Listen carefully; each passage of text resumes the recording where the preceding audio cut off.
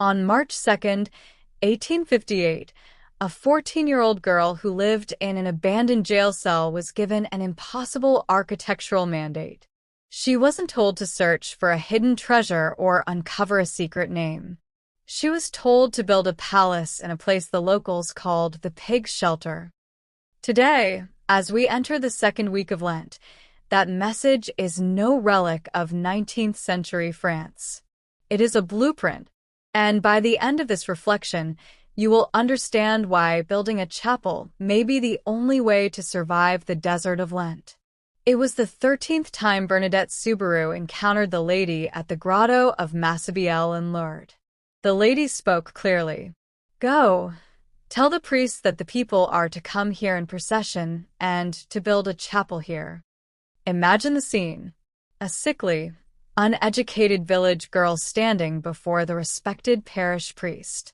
He demanded proof. He asked for a sign. "Make the wild rose bush bloom in winter," he said, "and then we will speak of a chapel." The roses did not bloom that day. The lady did not argue. She did not perform on command.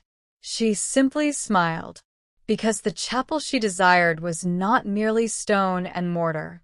It was already rising, quietly, inside the heart of a girl who refused to surrender. And that is where Lent begins.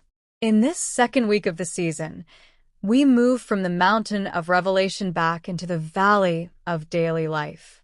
We carry light from the heights into ordinary ground. The question is no longer what we saw on the mountain. The question is what we will build in the valley. The gospel gives us the architectural standard. Be merciful, just as your Father is merciful.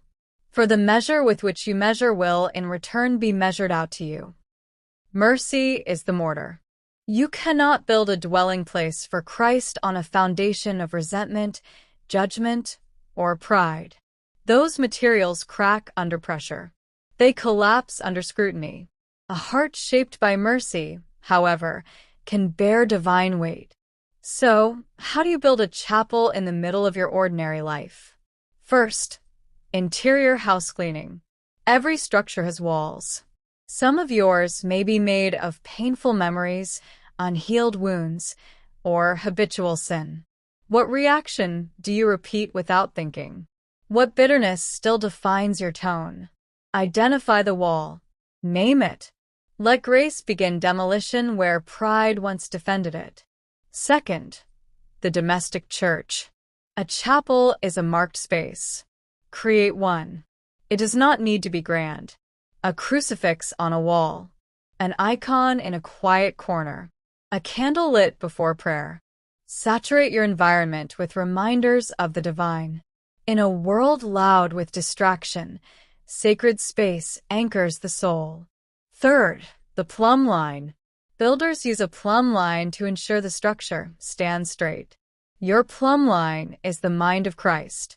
When your attitudes bend toward anger or superiority, realign them through reconciliation. When your speech becomes harsh, recalibrate it with mercy. Crookedness is corrected not by force, but by returning to the standard. The lady asked for procession. Even today at the sanctuary of Our Lady of Lourdes, thousands walk with candles, singing the Ave Maria into the night. But the deeper procession is not confined to France. It is the one you lead in your own home, in your workplace, in your private struggles.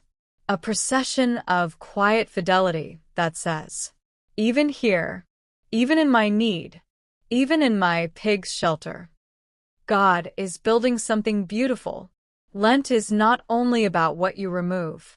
It is about what you construct. Do not merely give something up. Build mercy. Build discipline. Build silence.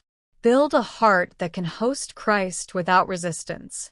The chapel requested at the grotto began as an impossible command to a poor girl. The chapel heaven desires now begins in you. Lent is not demolition for its own sake. It is divine construction. And the foundation has already been chosen. Your heart.